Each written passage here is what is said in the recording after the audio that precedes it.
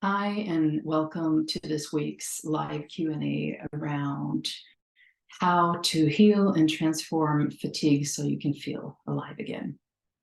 And I'm going to start with pointing out my eyebrows that I colored today by myself. And I am not an expert at this. My daughter looked at me like this today and asked me, "What have you done?" Okay, the good thing is that they're made of hair and they grow out and it will change. Anyway, that aside, I'm not an expert at this, but I am an expert on transforming and healing fatigue. And by fatigue, I mean all kinds of fatigue. Chronic fatigue, ME, CFS, post-COVID, burnout, and there are other forms of fatigue as well. And today's question is something that is very warm to my heart, which is what to do when fatigue changes the relationship with your friends. Because ultimately it will, in one way or another. And first I want to point out, why is this question even important? Well, we're social beings. We are made to be in connection with other human beings. And there's this example from an orphanage. This is a long time ago, where there were babies that didn't receive any human touch apart from when they were cleaned or their diapers were changed or when they were fed. And these babies died. And this is extremely tragic.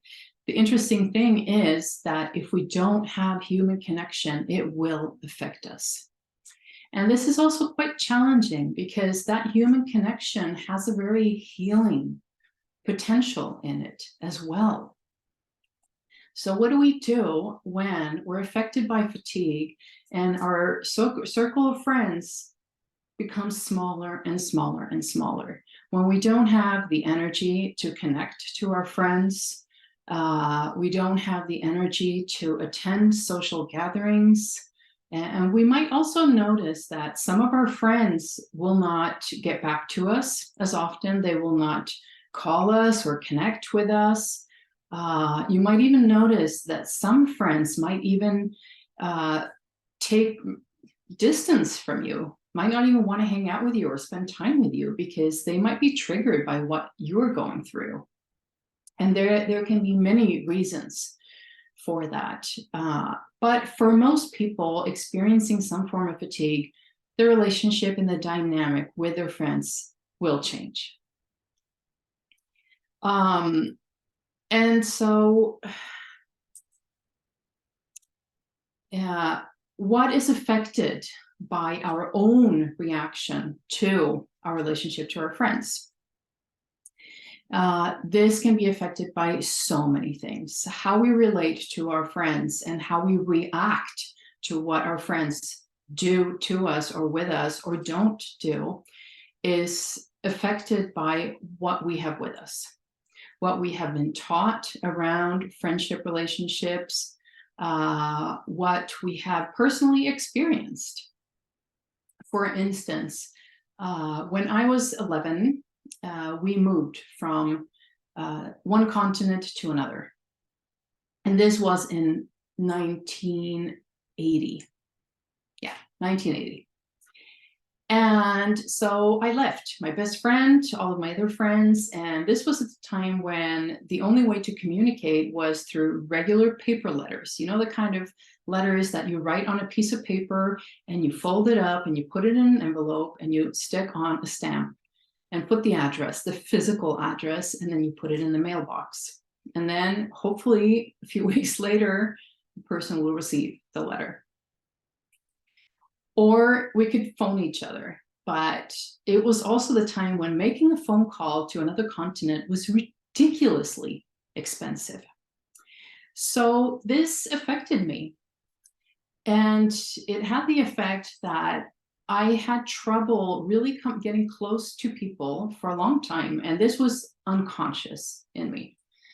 And so I would sometimes push people away because I was afraid that if I get too close to them, they might disappear, because that was the experience that I had. So there's the invitation here to reflect upon your experience with friendship relationships, your experience with what you were taught around friends, and how this is affecting your situation with your friends. So what do we do then? Say we're in a situation where we are so fatigued that we cannot attend the book club, or maybe even go out for a regular cup of coffee with someone in town. And you might have friends reacting in the way that they stop calling you, or they don't understand what you're going through. And honestly, a lot of people that have not experienced fatigue will not understand what it's like. So here is the invitation to practice radical honesty. And I know this is challenging. It is incredibly challenging to speak the truth, to say what we desire, to say what we need, and to be really honest with people.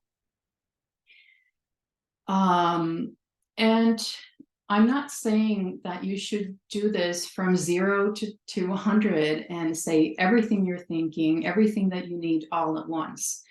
I think it's important to be compassionate with yourself, and maybe pick one friend that you know has the capacity to understand and to hold space for you, and to be loving with you when you explain, this is what I'm going through right now. These are my challenges right now. And maybe if they're doing something that feels challenging to you, tell them, when you do this, this feels challenging to me. And there's also the invitation to be honest about what you need. I would love for you to just give me a phone call, maybe once every other week, and to check in with me and see, how are you doing? And I know this can be hard because we're not taught to be brutally honest with ourselves and with the people around us.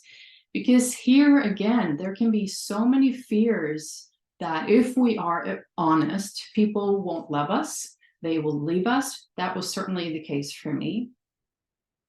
And so what we often do is we don't share it. And I just want to invite you to ponder upon that. If you do this, there is a possibility that this friendship might even deepen and flourish and become even richer. And I think, you never know what's going to happen with the friendship when you are brutally honest. And one of the things in this situation is that some friends will disappear, and some people that you might not have expected will show up in ways that are exactly the way you need. And so it's, in a way, it will sort of weed out who are your people. And this can also be challenging because, again, there's that fear of, oh, but I can't let go of people, because what happens then, and this is my theory, is that we are so dependent on being in a flock of humans. And this is governed by the reptilian part of our brain that is responsible for survival. That if we let go of people, we might be left alone and we might die, because that's what happened way back when we lived as hunters and gatherers. We were dependent on each other for survival. And so those old mechanisms are triggered in those kind of situations. And here there's an invitation to imagine yourself in the future. What kind of friends and who do you really want to have around you in the future? What qualities do you want in your friends? What kind of relationships do you want in your life? And maybe look at this situation as the gift of the universe showing you, okay, we're going to help you to weed out the people that aren't your people, and we're going to open up the space for the people that are your people to come in. And another thing is that we have this idea that in friendships, they're for life. You're going to stick together forever. And honestly, people come and go in your life. And maybe you have a really intense friendship for a while and then you separate, and maybe you never connect again for the rest of your life. Or maybe you connect again in ways that you never thought were possible. We never know what will happen in the future, right? I have to put my glasses on because I wrote something down and I can't see it. Right. So another thing that I wanted to bring up here is also the idea that we sometimes think that one person should meet all of our needs. And this, sometimes it is true in friendships, maybe even more in our partners. And I want to invite you to consider the thought that not one single person can satisfy all your needs. And if you believe that that's true, it opens up the opportunity to see that different people meet different needs. And in that, there is also an invitation to see that, okay, that person is not very great at listening to me when I need to pour my heart out around how fucking challenging life is right now. Because for them, it's too hard. But they're really good at helping me with picking up the kids from school, or making a pie to support you when times are really challenging and you need help with putting food on the table, for instance.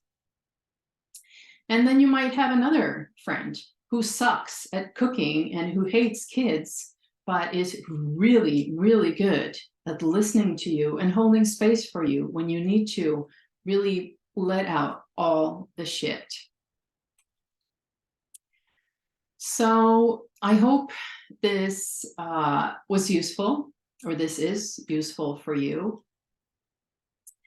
And if this brings up more questions, please let me know, send me a DM, and I can pick this thread up in another Q&A. And let's see if there's something else. Yeah, I think I want to connect back to last week's Q&A when I talked about this book, Radical Compassion. Because that book and working with radical compassion and radical acceptance of what is in your life is really helpful in doing this work around finding a place where you can accept the way things are in your relationships. And so you can go ahead and check that Q&A out. And in the comments, I wrote the name of the book and the author. The name of the book is Radical Compassion, and the author is Tara Brach, B-R-A-C-H. She also has a book called Radical Acceptance. I haven't read that book. I've only read Radical Compassion, and I absolutely love that book.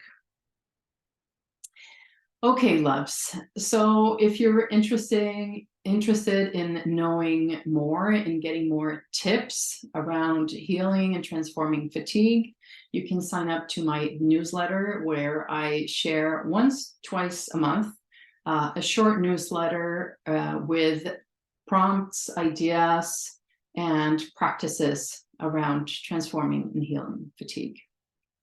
So thank you for being here today. And we're going to finish like what I usually do with 3 integrating breaths.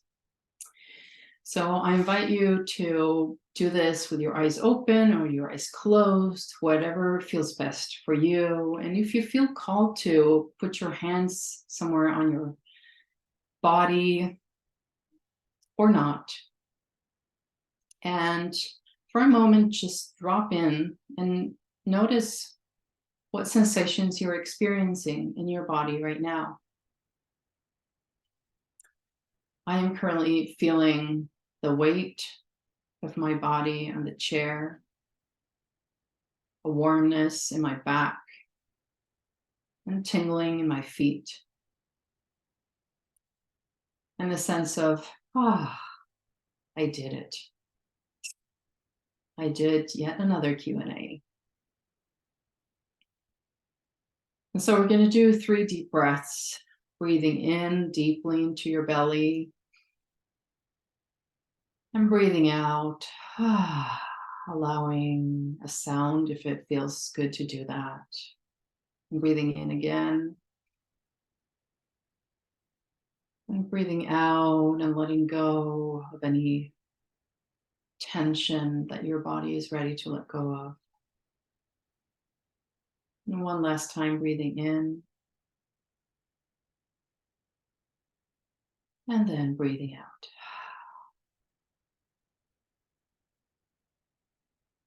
Thank you for being here.